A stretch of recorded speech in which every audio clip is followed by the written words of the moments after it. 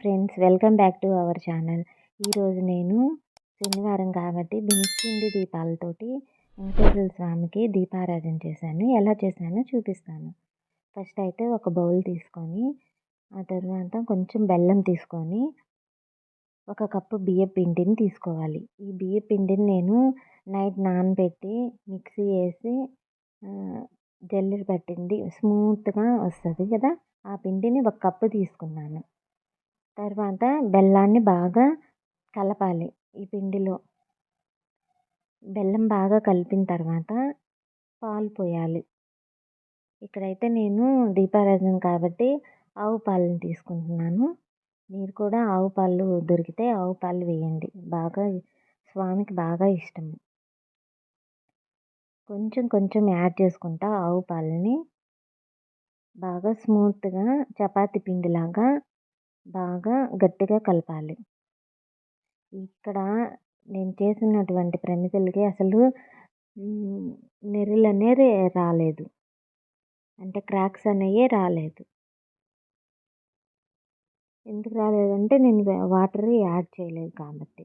Water add చేస్తే మీకు ప్రమిదలు అనేవి కొంచెం పగుళ్ళు వస్తాయి.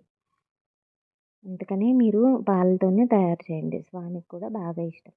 ఆ తర్వాత ఒక 5 minutes పక్కన ఉంచుకొని రౌండ్గా బాల్స్ లాగా ఈక్వల్ పార్ట్స్ చేసుకుంటున్నాను. 7 బాగా ఇలా నేను చూపిస్తున్న విధంగా బాగా ప్రెస్ చేసుకుంటా రౌండ్గా చేసుకోవాలి. చూడండి, అసలు నెర్రలు అనేది రాలేదు, అంటే పగుళ్ళు రాలేదు.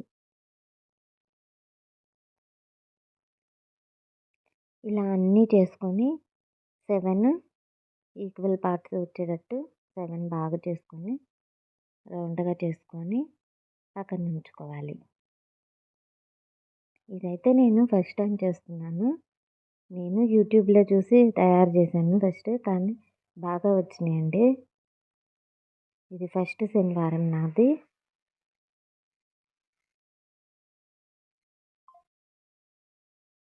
చూడండి ఎంత స్మూత్గా, అసలు పగుళ్ళు అనేవి లేవు.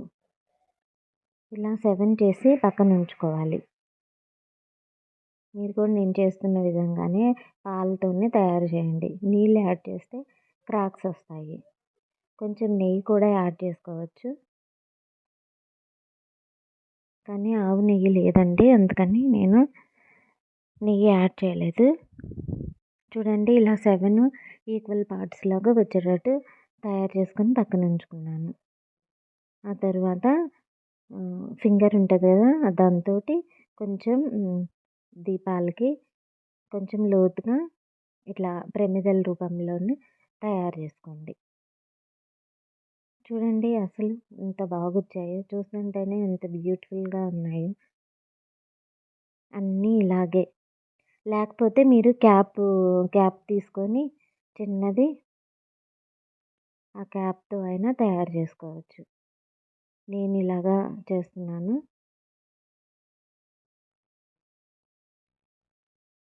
ఇలా నేను చూపించిన విధంగా 7 తయారు చేసుకొని రెడీగా పెట్టుకోండి. ఆ తర్వాత కొంచెం గంధం తీసుకొని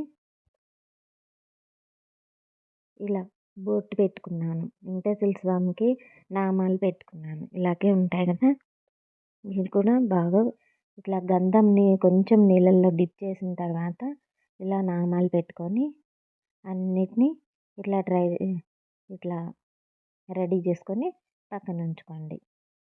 చూడు ఎంత కలర్ఫుల్గా ఉన్నాయండి అన్నీను. ఆ నామాలు పెట్టిన తర్వాత ఇంకా బ్యూటిఫుల్గా వచ్చాయి ఈ ప్రమిదలు అనేవి.